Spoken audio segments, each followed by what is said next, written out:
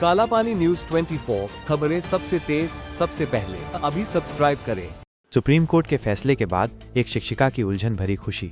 Kolkata supreme court के एक हालिया फैसले ने सोमा दास के जीवन में अजीबोगरीब स्थिति पैदा कर दी है। एक तरफ वह 25,753 शिक्षकों में से एकमात्र हैं जिनकी नौकरी सुरक्षित है, दूसरी तरफ वो खुश नहीं है।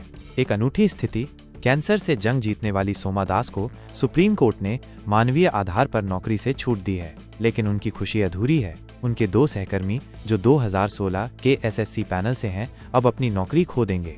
खुशी और दुख का मिश्रण। मैं कैसे खुश रह सकती हूँ जबकि मैं खुद नौकरी घोटाले के खिलाफ लड़ने वालों में से एक थी, बीरभूम के मधुरा हाई स्कूल में पढ़ाने वाली सोमा दास ने कहा।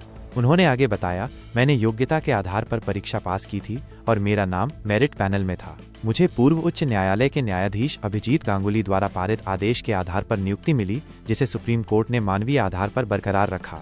न्याय की तलाश। सोमा दास का मानना है कि कई योग्य शिक्षक हैं जिन्होंने इस नियुक्ति के लिए लंबी लड़ाई लड़ी। वे इस भाग्य के हकदार नहीं हैं। वो एसएससी की विफलता को जिम्मेदार मानती हैं, जो समय मिलने के बावजूद उचित दस्तावेज जमा करने में विफल रही। मैं कभी नहीं चाहती थी कि दूसरे अपनी नौकरी खो दें। उनकी लड़ाई मेरी भी थी। यह फैसला मुझे स्वीकार्य नहीं है, क्योंकि पैनल में कई अन्य योग्य लोग थे। सरकार और एसएससी की लापरवाही के कारण योग्य और अयोग्य को अलग करना संभव नहीं था, सोमा दास ने कहा। जीविका का सवाल।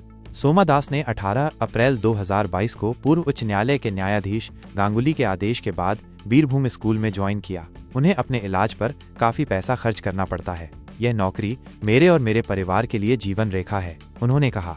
एक स्कूल की दुर्दशा।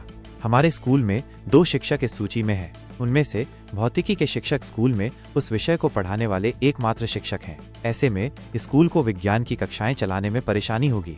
सोमा दास की कहानी खुशी और दुख का एक जटिल मिश्रण है। वो अपनी नौकरी बचाने के लिए आभारी हैं, लेकिन अपने सहकर्मियों के नुकसान से दुखी हैं। ये कहानी एसएससी घोटाले के पीड़ितों की दुर्दशा और न्याय की उनकी खोज को उजागर करती है।